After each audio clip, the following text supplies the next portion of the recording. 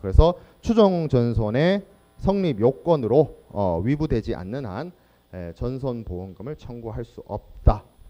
그래서 추정전손의 핵심은 위부이고 분손을 위부를 통해서 전손보험금을 받아가는 겁니다.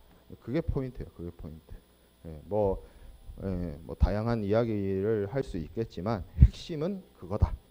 위부를 통해서 전손보험금을 청구할 수 있게 된다. 그 내용이 이제 추정전손 약관에 들어가 있고요. 그리고 공동훼손.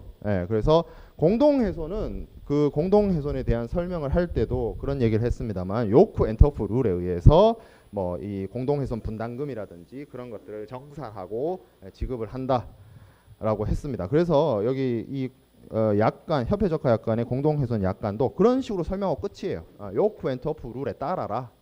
끝. 자, 그 다음에 가망성 담보 약관이라는 게 있습니다. 시워트니스. 이게 뭐 해상운송론이나 국제운송론이나 국제상학 수업 시간에 이제 수업을 들어본 친구들은 가망성에 대해서 알고 있을 텐데 선박이 항해에 적합하도록 어떤 내구성이나 아니면 선장이나 선원 같은 어떤 부속품, 인원 이런 것들을 가지고 있어야 되고 그리고 선박이 운송에 적합하도록 뭐 창고라든지 뭐 그런 것들이 이제 갖추어져야 한다는 게 이제 선박의 가망성인데 기본적으로 보험에서도 보험자들이 어떤 손해에 대한 보상을 해주기 위해서 선박의 가망성을 요구하고 있죠. 그래서 기본적으로 가망성이 있어야 한다라는 사실을 약관에 넣어서 또 한번 보험자 측에서도 한번 이 가망성, 선박의 가망성에 대해서 한번 강조하고 있습니다. 자, 그리고 수탁자 약관 이런 게 있습니다. 수탁자 약관. 피보험자의 어떤 어떤 관련된 피보험자가 어떻게 보면은 해당되는 피보험자에게 의무를 부여하는 약관이라고도 볼 수가 있어요. 그래서 피보험자가 보험사고가 발생을 했을 때 손해 방지나 이런 것들을 조치를 적절하게 하고 그래서 여기 첫 줄에 보면 이런 말이 있죠. 모든 경우에 손해 방지해라. 그리고 손해를 경감시키기 위해서 합리적인 조치를 해라. 이런 부분도 사실 보험자 의무, 피보험자의 의무로서 규정되어 있는 부분이지만 이렇게 협회 적가 약관에서 한 번 더 언급함으로써 강조한다라고 보면 되죠. 자, 그리고 10조에 보험 이익 불공여 약관이라는 게 있습니다. Not to insured clause라는 건데 이거는 뭐냐면 보험이란 게 보험 왜 안 나오지?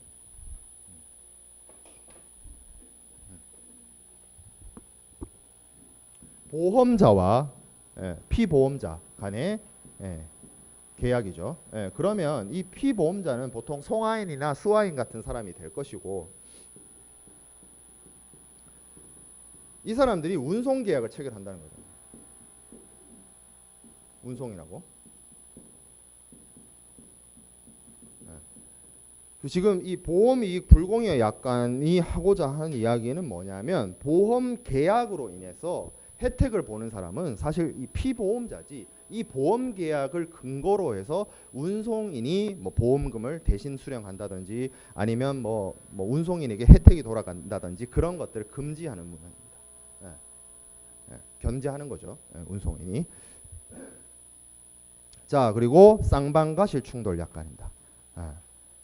이거는 배웠어요. 쌍방과실 충돌 약관의 그 내용에 대해서는 우리가 이미 학습을 했습니다. 그래서 한 가지만 체크하고 넘어가겠습니다. 그래서 우리말로 되어 있는 본문 이 보험은 손해보상 범위를 확장해서 해상화물 운송 계약의 쌍방과실 충돌 약관에 의한 이 해상화물 운송 계약의 쌍방과실 충돌 약관 이게 뭐죠? 선화증권에 있는 쌍방과실 충돌 약관입니다. 그래서 이 선화증권에 있는 이 약관 때문에 어떻게 피보험자의 부담이 늘어나는 거죠. 그 운송인이 피보험자한테 뱉어내라고 하는 거잖아요. 항해과실 면책 때문에. 그 부분에 대해서 어떻게 한다? 보상을 받을 수 있다. 보험자가 보상을 해준다. 그런 이야기가 쌍방과실 충돌 약관에 규정되어 있습니다. 요거는 여기 있는 11조 쌍방과실 충돌 약관 요거는 뭐다? 보험에 있는 쌍방과실 충돌 약관이다. 협회 적하 약관에 있는 쌍방가시 충돌 약관이다. 뭐 때문에 생겼다? 선화증권에 있는 쌍방가시 충돌 약관 때문에 생겼다. 그거는 충분히 우리가 앞선 시간에 설명을 많이 했습니다. 자, 그리고 12조 포획, 납포, 부담보 약관. 요거 내용이 똑같은 게 우리가 한번 앞에서 봤어요. 어디서 봤느냐? 구증권에 본문 약관에 있었어요. 본문 약관. 근데 이게 우리가 지난 시간에 제가 설명을 할 때 그런 얘기를 했죠. 구증권이 신증권으로 바뀌면서 본문 약관에 있는 내용 중에 보험 계약의 증거와 관련된 뭐 중거법 문헌이라든지 선언 문헌이라든지 이런 것들만 본문에 남고 신증권의 본문에 남고 나머지는 다 어디로 갔다? 어디로 갔다기보다는 약관이 그 역할을 대신하게 된 거죠. 그래서 협회 적하 약관에 있는 내용입니다.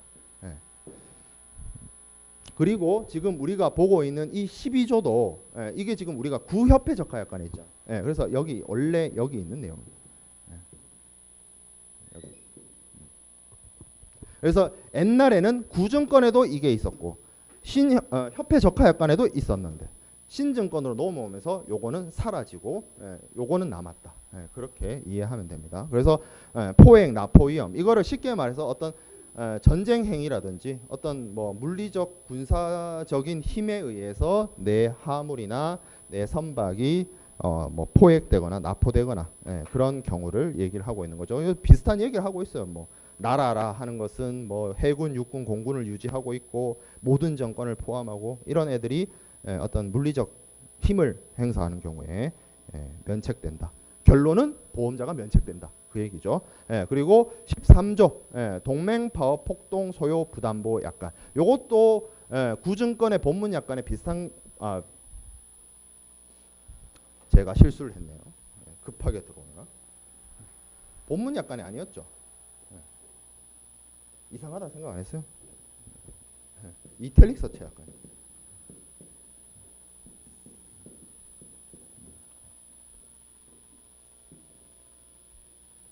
구증권은 맞지. SG8C. 요거 수정하겠습니다.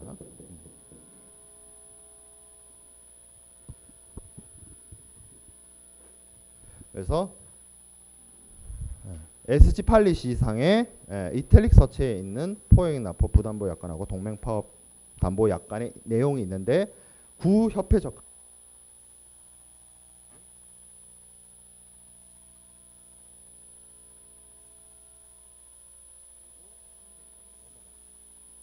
신증권으로 넘어가면서 요거는 사라지고 협회 적하 약관의 내용만 남았다. 미안해요. 자, 그 다음에 신속 처리 약관, 피보험자의 신속 대응 의무를 규정한 약관이다. 요것도 어떻게 보면 피보험자에게 의무를 부여하고 있는 내용입니다. 피보험자가 신속하게 업무 처리를 하라라는 규정을 담고 있습니다. 뭐 크게 문제되는 부분은 없고 좀 선언적인 규정이다라고 보면 될 것 같아요. 자, 그래서 여기까지가 우리가 살펴본 구협회 적하 약관의 내용이었습니다. 구협회 적하 약관의 내용.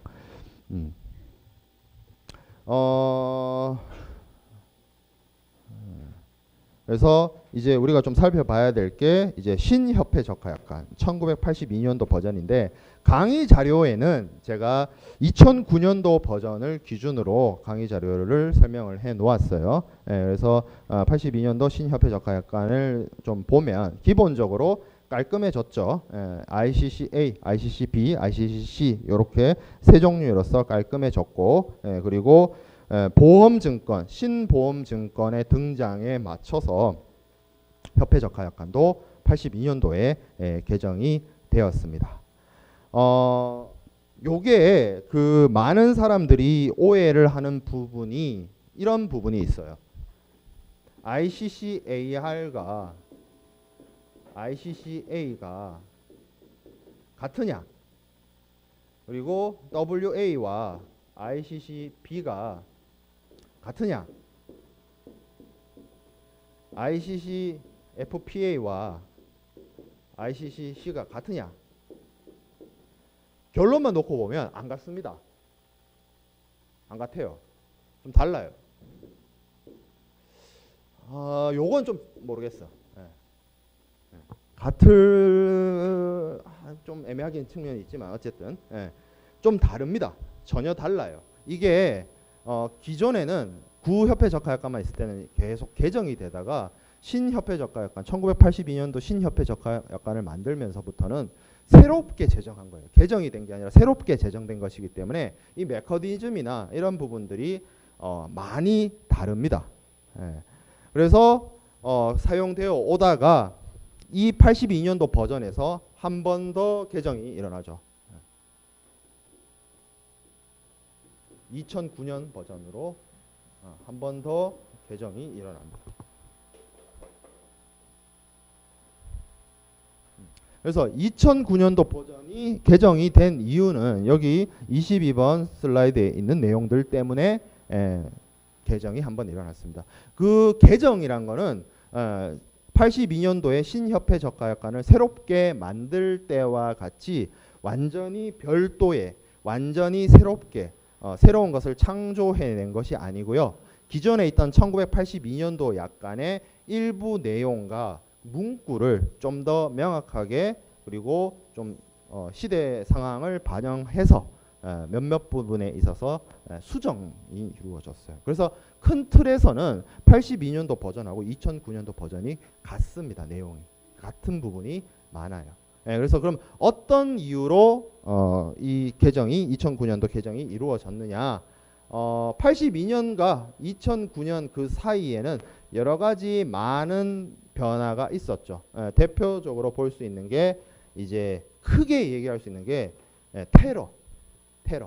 테러와의 전쟁. 그죠? 2001년도 9월 11일 9.11 테러 뭐 이런 사건들로 인해서 테러 행위에 대한 이게 결국에는 보험자의 담보 위험에 속하느냐 테러 행위가 뭐 이런 이슈가 등장을 했고 그러한 이슈를 이제 수용을 했죠. 협회 적하약관에서. 그리고 뭐 여러 가지 뭐 국제 경제 환경의 변화, 뭐 해상 사기 이런 것들을 좀 받아들이고 수용을 해서 2006년부터 준비를 해가지고 2009년에 이제 적용을 하는 것으로 바뀌었습니다. 그리고 우리가 이번 시간은 못하고 다음 정도에 하게 되는데 그 제가 처음에 헷갈렸던 그 부분 여기 보면 포획납부 부담보 약관하고 동맹파업 부담보 약관이 있습니다. 그 이탈릭 서체 약관에서 얘기하고 있는 바는 뭐냐면 전쟁 행위라든지 아니면 동맹파업과 같이 보험자가 어떻게 손을 쓸 수 없는 그런 상황에 대해서 보험자를 면책시키는 내용이에요. 그런데 이게 뭐 항구 노동자의 파업이라든지 전쟁 행위라는 게 이 세상에서 뭐 사라진 것도 아니고 분명히 엄연히 존재하는 위험인데 피보험자 입장에서는 여러 가지로 불편 부당함이 있다는 거예요. 이걸 무조건 면책으로 하기엔. 그래서 실무적으로는 이 약관에 추가적인 추가 담보 뭐 여러분들이 쉽게 이해할 수 있게 말하면 특약 같은 거 있죠.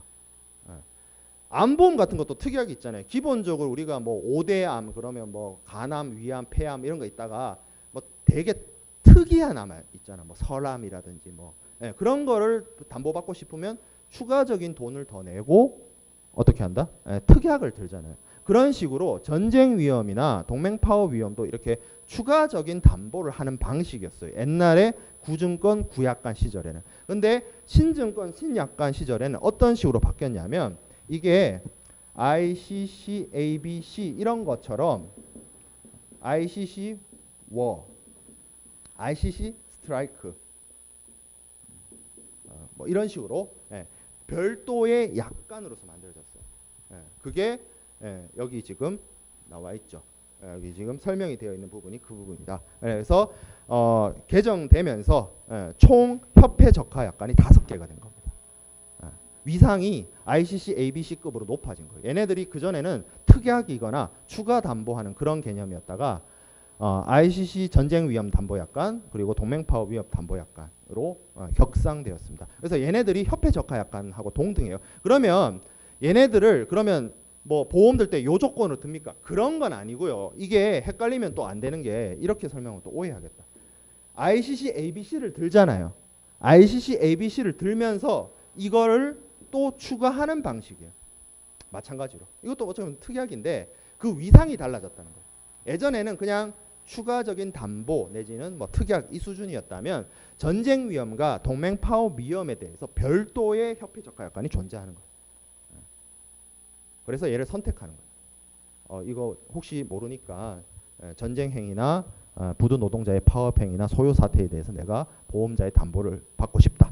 그러면 추가적으로 내가 선택을 해서 보험료를 더 내고 담보를 받는 방식으로 바뀌었습니다. 그 ICC 전쟁 담보 위험과 동맹 파업 약관 뭐 이런 부분에 대해서는 우리가 간략하게라도 뒤에서 학습하게 될 거예요. 자, 그래서 1963년도 구약관과 1982년도 신약관은 이렇게 차이가 있습니다. 요게 이 표가 뭘 의미하냐면 왼쪽에 구약관을 기준으로 신약관으로 넘어오면서 어떤 식으로 위치가 바뀌었냐를 설명해 주고 있어요.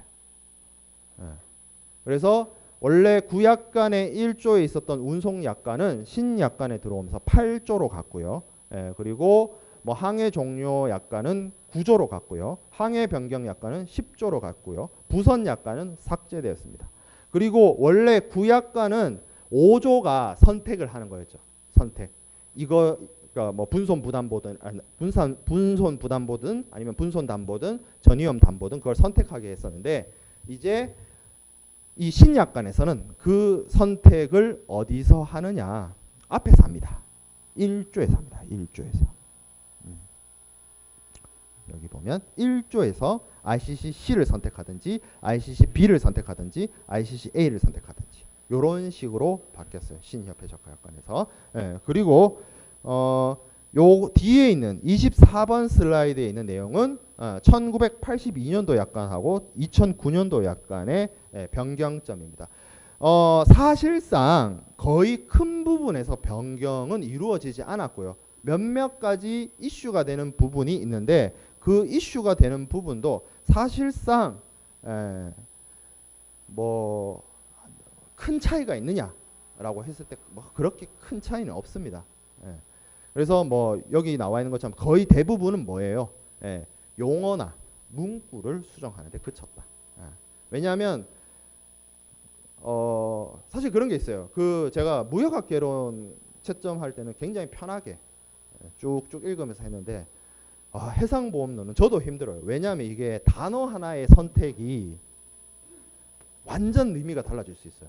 단어 하나를 잘못 쓰면 그거 앞에 설명이 쭉 잘 돼 있다가 단어 하나를 이상한 단어가 하나 들어와요.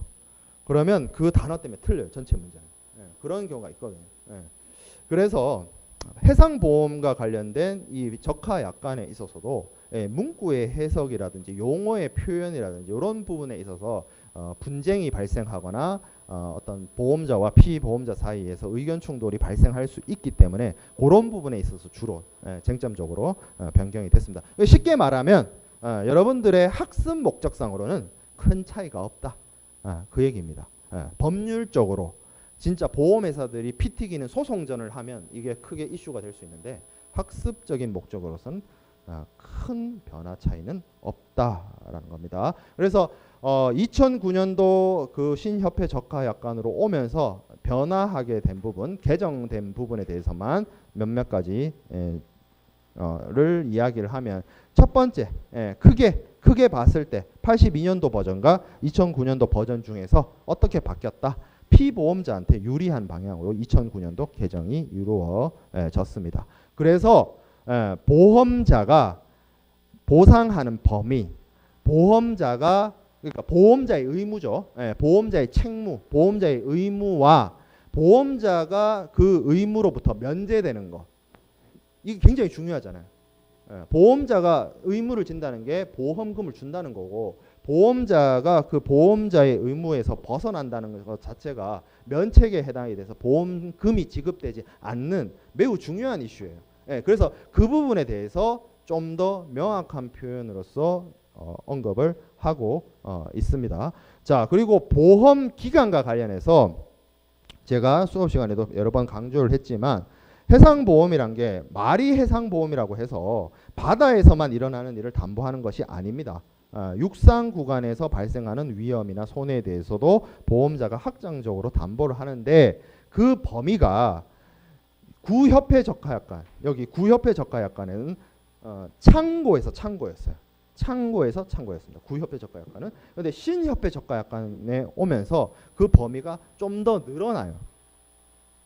그래서 최종적으로 2009년도 버전에 와서는 어떻게 바뀌었냐면 보험 목적물은 하물을 말하죠. 보험 계약의 목적이 피보험 이익이고, 그래서 보험 목적물이 물건이 운송 차량에 적재돼서 맨 처음 이동할 때, 운송 차량에 적재되기 위해서 하물이 처음으로 이동할 때부터 보험자 담보가 시작된다라고 그 보험 기간의 범위를 최대한으로 확장합니다. 2009년도 버전에 와서 그거는 뒤에 그림으로 설명이 되어 있습니다. 자, 그리고 면책 범위의 축소라고 되어 있는데 몇 가지가 있어요. 몇 가지. 포장 국제운송론 수업 때 국제운송론 수업을 들은 친구들은 이걸 설명을 하긴 했는데 리프트 밴이라는 게 있습니다. 리프트 밴이라는 게 뭐 어떤 포장을 해놓은 게 아니고요. 그냥 팔레트 위에 화물을 올려놓고 여기다가 이렇게 결박시켜 놓은 걸 보통 말해요. 리프트 밴, 뭐 비닐로 싸놓는다거나, 뭐 어떤 이게 뭐 고무 밴드 같은 걸로 감아 놓는다거나, 그런 것들을 이제 리프트 밴이라고 하는데 그거는 포장 단위가 아니다라고 보고 있고 면책 범위를 축소시켜서. 그리고 면책 위험 중에 그런 게 있어요. 그 선사, 그러니까 그 선박의 운송회사, 그런 선박의 운송회사가 파산이 나거나 부도가 나가면 뭐 그런 행위로 인해 가지고 어떤 선박이나 화물의 운송에 뭐 지연이 발생하거나 손해가 발생하게 되면 그 상황에 대해서 보험자가 면책이 됩니다. 보험자가 면책이 돼요. 운송회사가 파산나면. 그 내용이 면책약관에 있습니다. 면책 내용이. 근데 그 파산에 대한 해석에 있어서 신협회 적하약관에서 2009년도에 와서 바뀐 게 뭐냐면 운송회사가 파산 날지 정말 몰랐어요. 모르고 맡겼어요. 그러면 보험자가 면책되지 않습니다. 보험금을 줘요. 근데 이런 거죠. 화물을 운송회사한테 의뢰하는데 그 운송회사가 재정 상태가 안 좋아. 곧 망할 것 같아. 그걸 알고도 운송 의뢰를 했어. 그래서 운송 도중에 이 회사가 진짜로 망했어. 그 경우에는 보험자가 보험금을 지급하지 않습니다. 그런 식으로 바뀌었어요.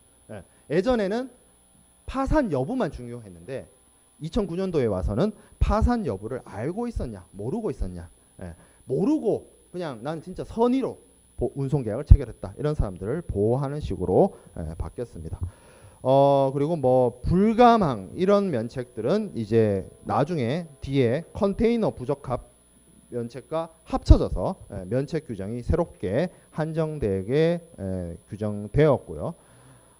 그리고 문헌, 일반 문헌이 명확해지고 합리적으로 바뀌었습니다. 몇몇 가지 있어서 여러 가지 서번트 이런 말 뭐 안 쓰고 고용인, 피고용인 이런 식으로 말을 바꿨고요. 그리고 언더라이터가 보통 개인 보험업자를 지칭하는 말인데 이거를 인슈어러스로 바꿨습니다. 몇몇 가지 뭐 별거 아니죠. 별거 아닌데 좀 더 용어를 명확하게 했다라는 것이고, 그리고 굿스란 말이 이게 물론 좋다 이런 뜻으로 안 쓰죠. 화물이란 물건이란 뜻으로 쓰는데 요게 표현이 좀 그렇다 해서 정확하게 보험 목적물이란 이름으로 바뀌었습니다. 그래서 보험 목적물로 이름이 바뀌었으니까 보험의 대상이 화물 이거다라고 하는 것보다 보험 목적물이다라고 하는 거는 어떤 차이가 있냐면 예를 들어서 이것의 어떤 물리적 실체도 이야기를 하지만 보험 목적물이라고 부르는 거는 이 물리적 실체가 있는 이 화물에 대한 뭐 미래의 기대의 이익이라든지 희망 이익이라든지 그런 것들을 다 총칭하는 말이 돼버리죠. 물론 그 전에 보험에서도 그런 기대이익이나 희망 이익을 다 부보를 했습니다만 용어 표현을 좀 더 명확하게 바꿨다라는 겁니다. 그리고 뭐 계속 담보 조항이라든지 이런 것들이 몇몇 가지의 개정이 있었습니다. 그리고 전쟁 위험에 있어서도 뒤에서 다시 얘기를 하겠지만 뭐 테러 행위라든지 이런 것들에 대해서 추가적으로 넣었죠. 이 부분이 2009년도에 들어와서 아까 얘기한 것처럼 뭐 9.11 테러나 이런 것들의 영향을 받아서 이런 내용들이 추가되었습니다. 자, 그래서 담보 위험을 좀 살펴보면 1조의 ICCC에 있는 담보 위험이 여기 지금 28번 슬라이드에 있는 내용들입니다. 그래서 첫 번째 화재 폭발, 두 번째 본선 부선의 자초, 교사, 스트랜딩, 그라운딩, 침몰, 싱킹, 그리고 전복. 요게 자초, 교사, 침몰, 전복이 해상 고유의 위험이죠. 그리고 세 번째 육상 운송 용구. 이거는 이제 랜드 컨베니언 해가지고 육상 운송 용구라고 명확하게 하고 있어요. 얘네들이 뭐 전복되거나 탈선되거나 아니면 물 이외의 일체의 다른 물체하고 부딪히고 충돌하는 경우. 자, 그리고 5번 피난항에 들어가서 하물을 양하하는 것. 피난항에 들어가서 하물을 양하하는 것 자체가 손해입니까? 손해가 나죠. 시간이 지연되잖아요. 시간이 지연되고 그만큼 목적지에 도착하는 시간이 지체되기 때문에 지연의 손실이 발생하죠. 자, 그 다음에 밑에 공동훼손 희생 손해, 공동훼손 희생, 그리고 투하, 화물을 바다에 버리는 투하, 이런 것들이 이제 ICC의 담보 위험에 해당됩니다. 이런 위험으로부터 발생하는 화물의 멸실 손상에 대해서 보험자가 담보하도록 하고 있고요. 자, 뒤에 오면 ICC-B에 대해서 담보 위험이 규정되어 있습니다.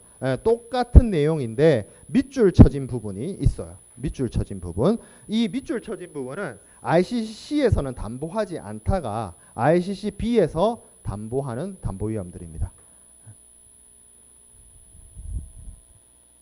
좀 보면 여기 첫 번째 밑줄 쳐진 부분 지진, 분화, 낙뢰에 해당되고 그리고 그 밑에 본선, 부선, 선창, 운송용구, 컨테이너, 지게차, 보관 장소에다가 뭐가 들어오느냐? 바닷물, 호수, 강물 이런 것들이 들어오는 경우. 자, 그리고 마지막 본선 또는 부선에서 적재하거나 양하하는 도중에, 그러니까 화물을 선적하거나 내리는 작업을 하다가 포장단이 하나가 바다에 빠지거나 아니면 추락해가지고 박살나는 경우, 그거 구협회 적하약관에도 있었죠. 그거 여기까지 더 추가해서 담보하는 것이 ICC-B입니다. 그리고 마지막으로 ICC-A, 이 보험은 아래의 4조, 5조, 6조, 7조에 규정된 것을 제외하고 모든 일체의 위험을 담보한다. 이게 ICC-A입니다. 그러면 4조, 5조, 6조, 7조는 뭡니까? 이 4조, 5조, 6조, 7조가 신협회 적하약관의 면책 위험입니다. 면책 위험이 여기 규정되어 있어요. 그러니까 쉽게 말하면 면책 위험이라고 내가 정해놓은 거 빼고는 다 보상하겠다가 ICC-A입니다. 제가 구협회 적하약관을 공부할 때는 여러분들한테 영어 원문은 절대 보지 마라. 국문하고 밑에 해설만 봐라 라고 설명을 했습니다. 신협회 적하약관 중에서는 몇몇 개는 영어 원문을 좀 봐두세요. 그래서 여기 ICC-C하고 B하고 A 좀 봐주세요. 근데 좀 센스 있는 친구는 ICC-B만 봐도 되겠죠. 왜 밑줄 쳐놨겠어요. 그거 한 장만 보면 C하고 B의 차이를 알 수 있죠. 그 밑줄이 뭐예요? ICC B와 C의 차이입니다. 별거 아닌 것 같은데 별거일 수 있어요. 이 차이가. 별거 아니죠. 지진, 뭐 동일본 대지진, 우리가 익히 알고 있는 큰 대지진, 뭐 경주에서 최근에 우리나라에서도 대지진이 하긴 났지만 사람이 많이 다치고 재산 피해가 엄청 났던 것 중에 여러분들 기억에 남아 있는 게 동일본 대지진일 거예요. 그거 사람이 예측할 수 있었던 사고가 아닙니다.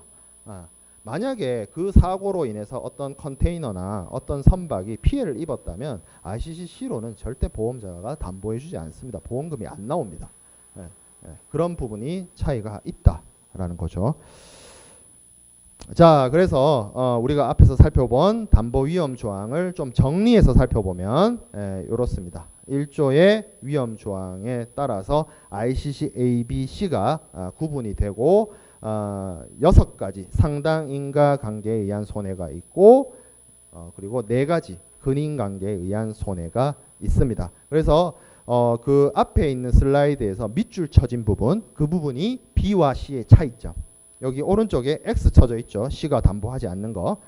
그리고 A와 B의 차이점은 여기 보면 기타의 이외 일체의 부가적인 위험 해가지고 B가 X 쳐져 있어요.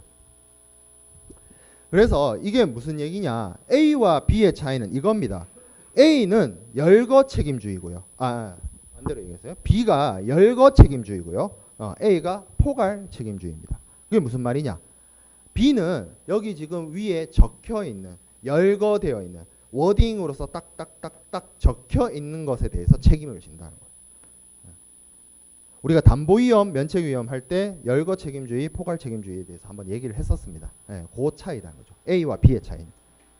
그리고 B와 C의 차이는 그 밑줄 쳐진 부분.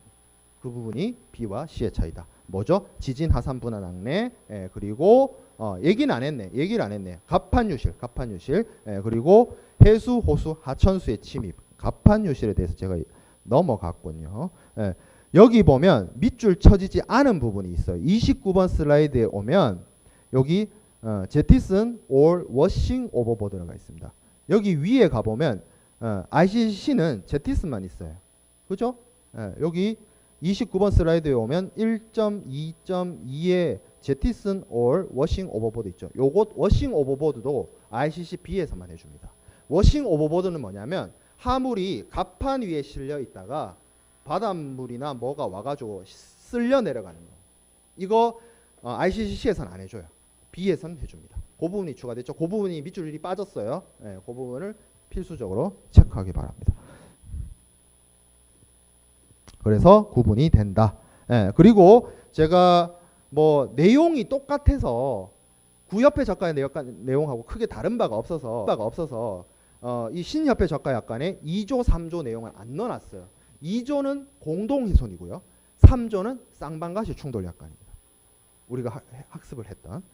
그래서 여기 내용 보면 똑같아요. 요크 엔트워프 룰에 따라라. 여기도 똑같아요. 해상운송계약상 있는 쌍방가시 충돌 약관 때문에 피보험자가 부담할 금액이 생기면 보상해줘라. 뭐 그 내용이 그대로 있습니다. 이거는 ICC, ABC 공통이죠. 그렇게 되어 있습니다. 자, 그래서 우리가 보험자의 담보 위험에 대해서 신협회 저가 약관의 보험자의 담보 위험에 대해서 좀 세세하게 살펴보도록 하겠습니다. 그래서 여기 강의 자료상에도 나타내 있죠. 포괄 책임주의를 채택하고 있고 B와 C는 워딩으로 딱딱딱 규정되어 있는 열거 책임주의를 채택하고 있다. 그래서 살펴볼 수가 있는데 여기 보면 위에 표에서도 위에 6가지와 밑에 4가지를 구분을 해놨어요. 이게 구분의 실익이 있습니까? 구분의 실익이 있어요. 어떤 부분에서? 위에는 상당 인과관계에 의한 손해다. 그리고 밑에는 근인관계에 의한 손해다. 이렇게 봅니다. 자, 무슨 차이가 있느냐?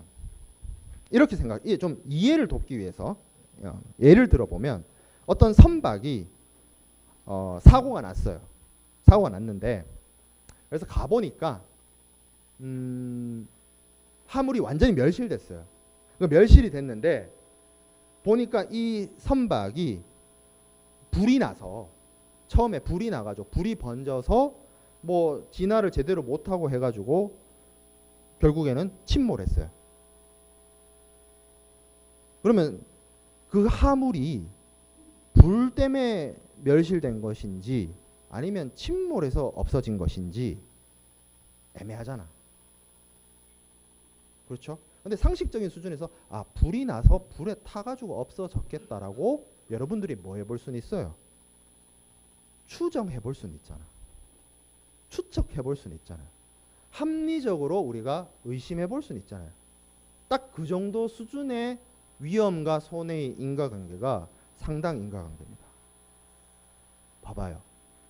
화재, 충돌 이게 이랬죠. 화물이 실려 있었어요, 배에. 네, 그래서 근데 열어보니까 파손이 됐어. 근데 그 배가 뭐랑 부딪혔어. 꽝 부딪혔어. 그러면 의심을 해볼 수 있죠. 이게 배가 다른데 부딪히면서 그 충격으로 이 화물이 박살이 난 건지 아니면 처음부터 박살난 게 실렸는지 의심은 해볼 수 있지만 화물이 정상적으로 실렸다면, 정상품이 실렸다면 우리가 합리적인 사람이 객관적으로 판단을 했을 때 그 외부적 충돌로 인해서 화물이 파손됐다라고 보는 게 타당하잖아요.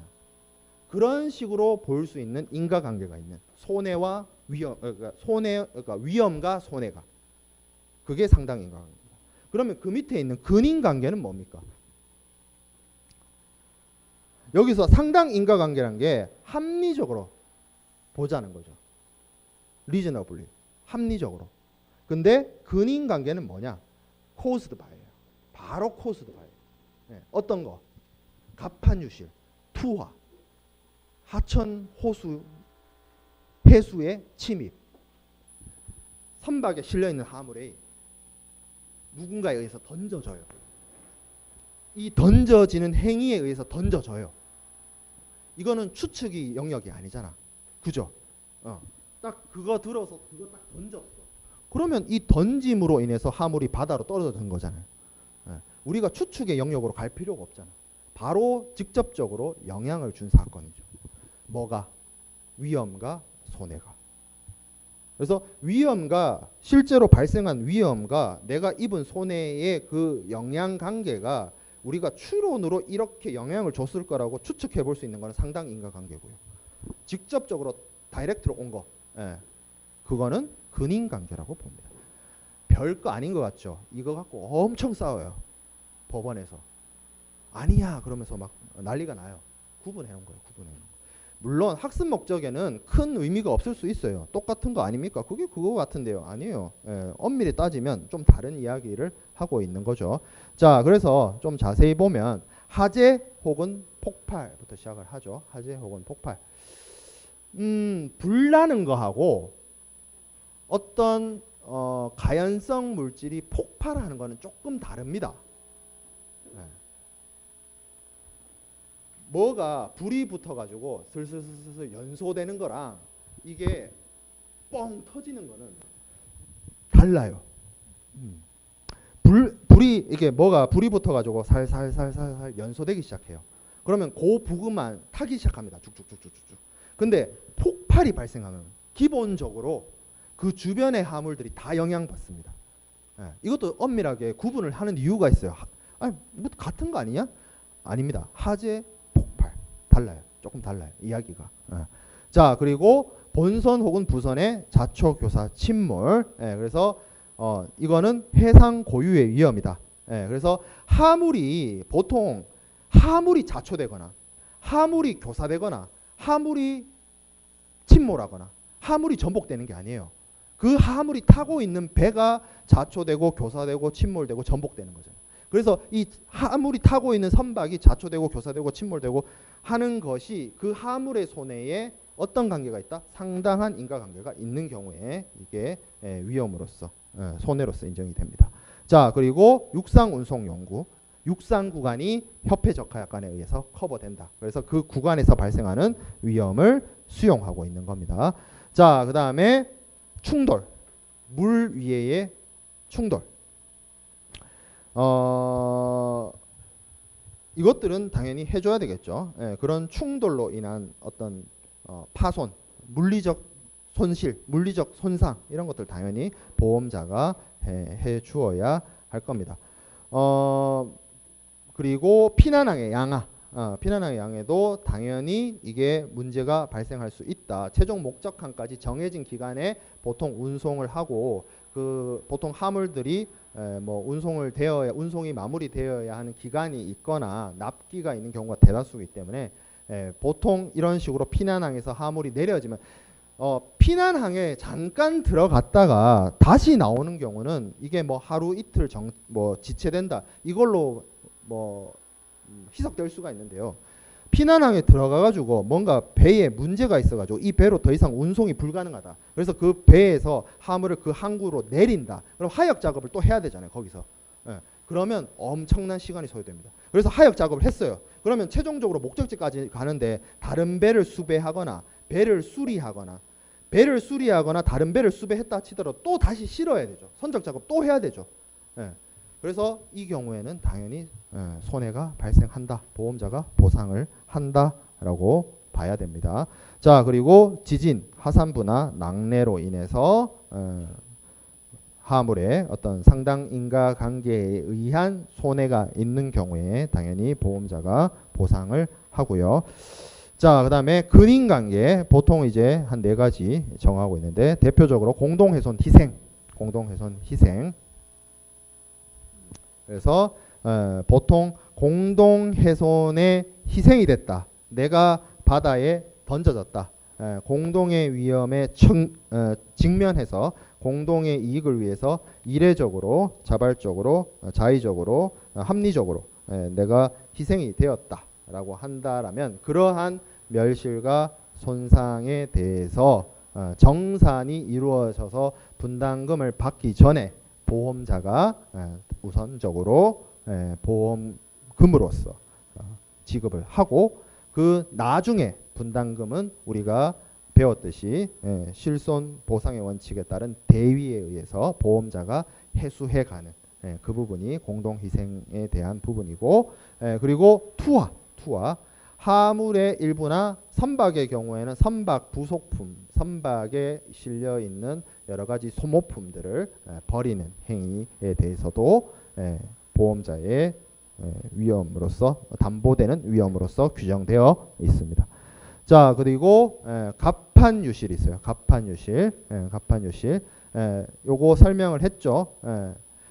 밑줄 치라고 했죠. 그래서 요 부분은 RCCC에서 되지 않습니다. 그리고 여기 보면 요 갑판유실에 대한 설명 중에 두 번째 문장이라고 해야 되나?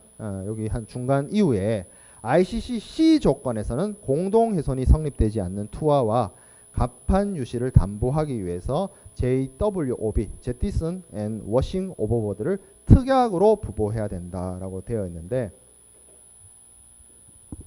요 ICC-B하고 ICC-C의 차이가 있었잖아요. 지진 분화 낙뢰부터 시작해서 몇 가지가 있었는데 요거를 요렇게 하지 않고 뭘 할 수 있냐면요.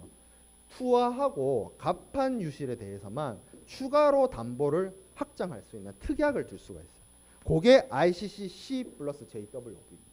요렇게 하는 경우도 많아요. B로 안 하고. 그리고 나중 가서 약간 스포 아닌 스포인데 나중 가서 배우겠습니다만 실제로 컨테이너 화물이 아니고요. 일반 화물인데 그 갑판에 실어야 되는 화물 있죠. 갑판에 실어야 되는 화물. 그 경우에는 강제적으로 요 특약으로 바뀌게 되는 조항들이 있습니다. 그건 우리가 나중에 특약 같은 거 공부할 때 다시 이야기할 거고요. 자, 그 다음에 해수, 호수, 강물의 침입. 물이 들어가면 화물이 젖죠. 그래서 뭐 물론 물에 젖으면 좋을 수 있는 사람도 있겠지만 일단 기본적으로 물건은 물에 젖으면 일단 상업적으로는 의미가 없어지게 되죠. 누가 물에 젖은 걸 사겠어요. 그래서 이런 것들도 당연히 보험자가 담보해주는 위험의 범위에 해당이 됩니다. 그래서 뭐 여기까지를 했고요. 물에 대한 손해에 대해서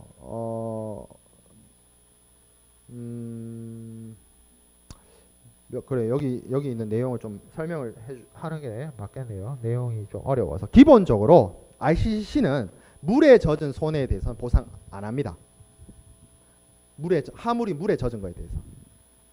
근데 ICC-B는 여기 약간의 그게 있었죠. 회수, 호수, 하천수 침입에 의해서 물에 젖은 거. 그거 ICC-B는 해줍니다. 그죠? 그리고 기본적으로 갑판적 하물은 갑판에 하물을 실었다는 것 자체가 굉장히 위험을 하기 때문에 컨테이너선이 그 갑판 위로 이렇게 위에 이렇게 쭉쭉쭉쭉 쌓는 거 있죠. 그거 빼고는 하물을 갑판에 실는다는 것 자체가 완전 이거 위험천만이에요. 정말로. 예, 그래서 보험자가 뭐 담보하거나 뭐 그러지 않습니다. 근데 우리가 알아야 될 부분이 ICC-B에 여기 지금 4번에서 하고 있는 얘기가 뭐냐면 4번에 그러니까 ICC-C는 담보해주지 않고 ICC-B는 담보해주는 차이점이 이거였어요. 바닷물, 호수, 강 얘네들의 침입이었잖아요. 그래서 뭐가 안 되냐? ICC-B가 또 안 되는 게 있어요. 뭐가 안 되냐면 얘가 안 됩니다. 정지운이 안 돼요. 네. 무슨 말인지 알겠죠? 네. 그리고 뭐도 안 되냐면 B하고 뭐가 안 되냐면 습기가 안 돼요. 습기처럼 지금 딱 이맘때 있죠. 날씨 좀 추워질 이럴 때 이게 컨테이너가 여러분 알다시피 철로 되어 있어요. 근데 온도가 떨어지죠. 그러면 결로 이슬 이거 습기가 찹니다. 그럼 그 습기가 좀 뭐 어느 정도 통풍이 되거나 하면 뭐 아니면 이제 그 우리 뭐 그 있잖아 그 하마 친구 예, 뭐 그런 걸로 해결이 되면 참 좋겠지만 이게 컨테이너가 워낙 크다 보니까 잘 안 되는 경우가 있어요. 그러면 이 습기들이 모여서 하물을 적셔버려요. 예, 그 부분 ICC-B로 안 돼요. 어떻게 해야 됩니까? 그 부분은 특약을 들어야 돼요. 습기에 대한 손해에 대해서. 그거 설명하고 있는 거예요. 이 쭉 설명하고 있는 부분. 그래서 ICC-B가 물에 대해서 다 해주는 게 아니다. 뭐만 해준다? 바닷물, 호수물, 강물. 그리고 빗물이나 아니면 습기에 의한 손해는 특약을 들어서 해결을 하거나 아니면 ICC-A를 선택을 해야 되는데 ICC-A로 가면 무조건 빗물하고 습기에 대한 손해가 보상이 됩니까? 그것도 얘기가 좀 달라져요. 이거 다른 원인이 있는 거 아니야? 라고 다툴 여지가 좀 있어요. 그래서 제일 깔끔한 게 특약 들면 됩니다. 비와 습기에 대해서는 특약을 드는 게 제일 깔끔합니다. 자, 그 다음에 추락손. 요거는 뭐다? 요거는 구협회 적가약관 할 때도 한번 설명을 했습니다.